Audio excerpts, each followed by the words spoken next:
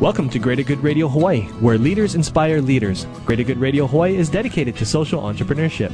I'm your host, Evan Leong, and with me is my co-host, Carrie Leong. Mahalo, Evan. Today's guest is serial entrepreneur Kelly McGill.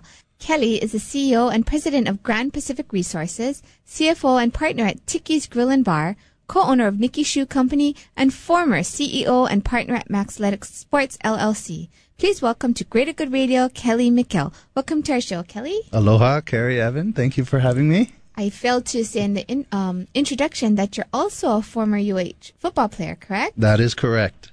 Great. Could you tell us a little bit more about Grand Pacific Resources?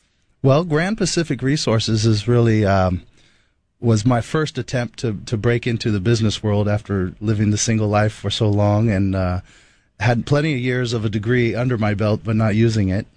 And came back to Hawaii. I had actually left the country for about 6 years and lived overseas, and felt it was time to come back and establish a business identity as well as move forward with life. And Grand Pacific Resources is the product of myself meeting a gentleman named James Hawkins, and he kind of took me under his wing when I was just really testing the waters business-wise in Hawaii in the entrepreneurship. And he's former, I guess, banking director, former president and CEO of Bank of America.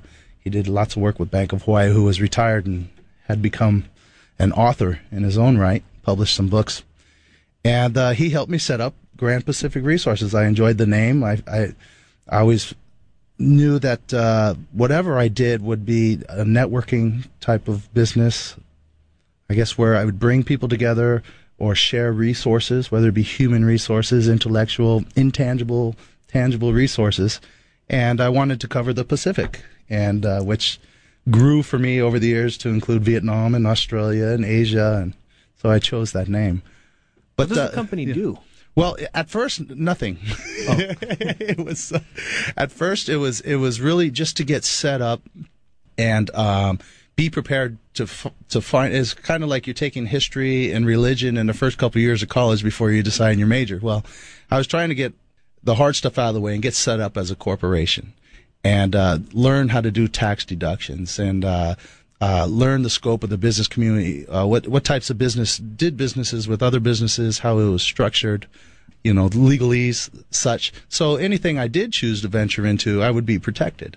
And it was a great learning experience, because at first it was going to be a consultation type of business where I did a lot of work over in Asia with governments in Asia, with human resource exchange, and where the governments would use me to either develop human resources through training or come up with curriculum that they would implement into their own programs. And so it became a human resource, intellect resource exchange, and I wanted to bring that over here. So it was going to be a consultation where I would go around the community and see who needed what, basically knocking on doors as selling vacuums. But I was trying to sell some networking skills. I'd been here long enough, and I thought at the time that I knew enough to sell some consultation services, but that kind of petered out because I ended up doing too much for free.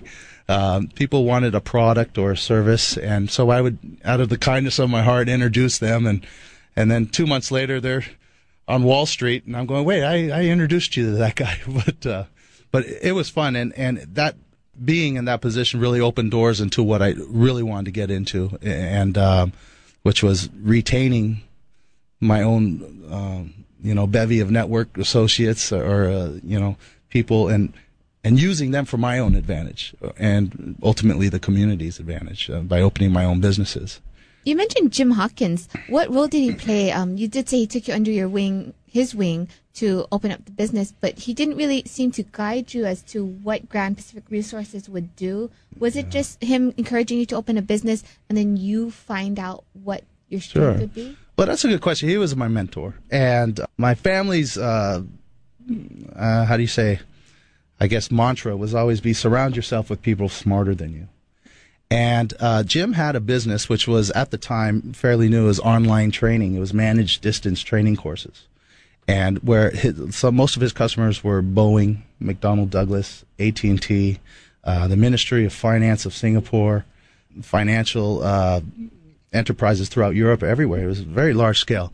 He brought me in to be an associate in the sales of that product, and which is also a consultation, because you're consulting these businesses on the benefits of online training, how it saves time and labor, managing human resources during the training, because that's when a lot of businesses lose money, they lose momentum, etc. So Grand Pacific Resources was an outlet for those sales, and so in which case he mentored me in how to set up a corporation, how to distribute sales, or set up a sales department, which was yourself or myself in that respect, and also to consult businesses at the same time on the benefits and such. So that was my first attempt into the corporate world through that. Thanks for tuning in. Stay tuned for more on Greater Good Radio.